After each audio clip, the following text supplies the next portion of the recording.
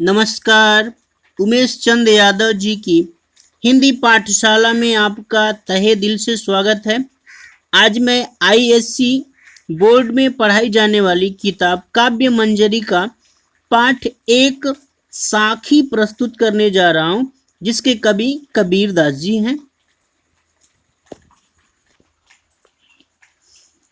चलिए आगे बढ़ते हैं। पीछे लागा जाई था। कविता चूंकि गे होती है, इसलिए काव्य पाठ अगर गा के करते हैं तो थोड़ा सा यानी आनंद आता है, इसलिए हम इसका सस्वर वाचन करते हुए आगे बढ़ते हैं। पीछे लागा जाई था लोक वेद के साथी, आगे थे सतगुरु मिलिया दीपक दिया हाथ कबीरा, दीपक दिया हाथ। प्रस्तुत साखी में कबीरदास जी ने सतगुरु के महत्व को बताया है, भगवान के महत्व को बताया है।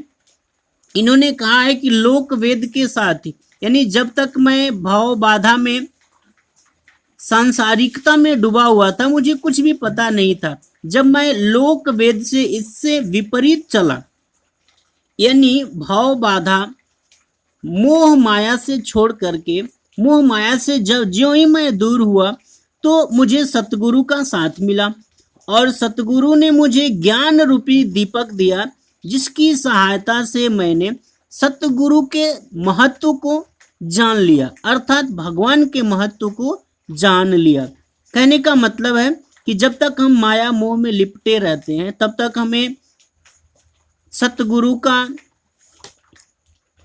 महत्व, सतगुरु के बारे में कुछ भी पता नहीं चलता है। जब हम माया मोह से दूर होते हैं और सच्चे गुरु का जब हमें मार्गदर्शन मिलता है, तो मोक्ष प्राप्ति के लिए अर्थात भगवान क्या है, इस बात का अच्छे ढंग से हमें पता चल जाता है।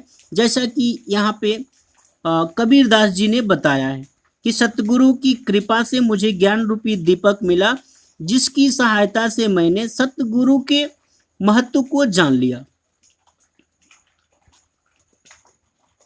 ठीक है, सतगुरु मतलब होता है सत्य के गुरु, जहां पे सत्य मतलब भगवान और गुरु भी भगवान के दूसरे रूप होते हैं। तो यहाँ पे इन्होंने यही कहा है कि सतगुरु के मार्गदर्शन से यानी गुरु के मार्गदर्शन से मुझे परमात्मा के बारे में पता चल गया, परमात्मा के महत्व के बारे में पता चल गया। सतगुरु ने मुझे ज्ञान रूपी दीपक दिया, जिसकी सहायता से यानी ज्ञान से मुझे परमात्मा का दर्शन हुआ।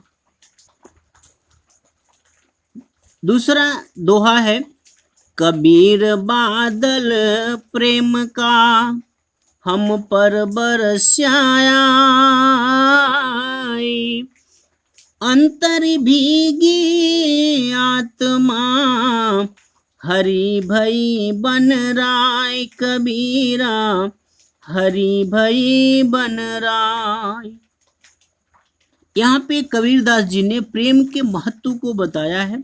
कबीरदास जी कह रहे हैं कि मेरे ऊपर प्रेम रूपी बादल की इतनी बारिश हुई कि मेरी अंतर आत्मा भीग गई।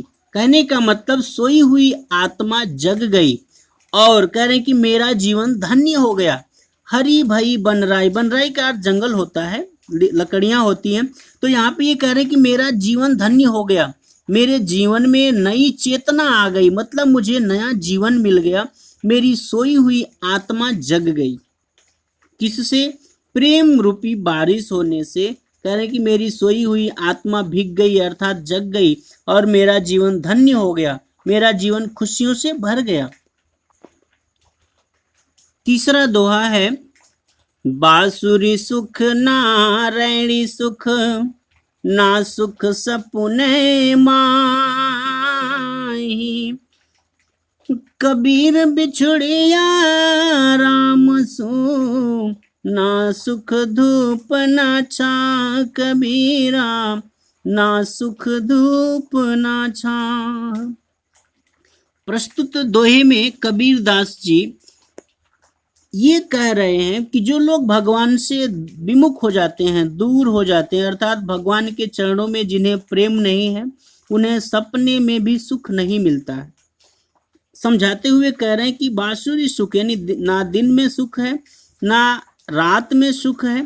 कहने का मतलब है मनुष्य जो है हर समय जो है सुख की ही इच्छा करता है, लेकिन जब आप भगवान से विमुख रहते हैं तो ना तो आपको दिन में सुख मिलता है, ना रात में सुख मिलता है, और ना ही आपको सपने में सुख मिलेगा। कबीर बिछुड़िया रामसु, ना सुख धूप ना छाँव। ना आपको सुख धूप में मिलेगा ना छाया में। कब? अगर आप भगवान से विमुख हैं तब। अगर आप भगवान की भक्ति में लगे हुए हैं तो आपको सुख ही सुख है। अगर आप भगवान से विमुख हैं तो ना तो धूप में आपको अच्छा लगेगा, ना छाये में अच्छा लगेगा, ना दिन में ना रात में, और ना ही आपको सपने में भी चैन मिलेगा। इसलिए सच्चे मन से भगवान की भक्ति करना चाहिए। अच्छा, आज के लिए इतना ही। मेरा प्रयास कैसा लगा आप जरूर बताइएगा। समय का अभाव है, समय कम है, काम बहुत ज़्यादा है।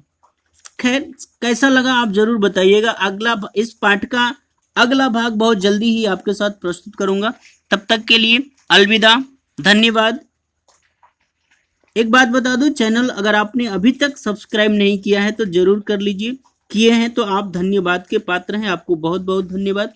वीडियो लाइक और शेयर जरूर करें ताकि आपके मित्रों का भी भला हो, उन्हें भी ज्ञान मिले, अच्छी बातों से, अच्छे सुझाव से, अच्छे लोगों के साथ वे भी जुड़ें।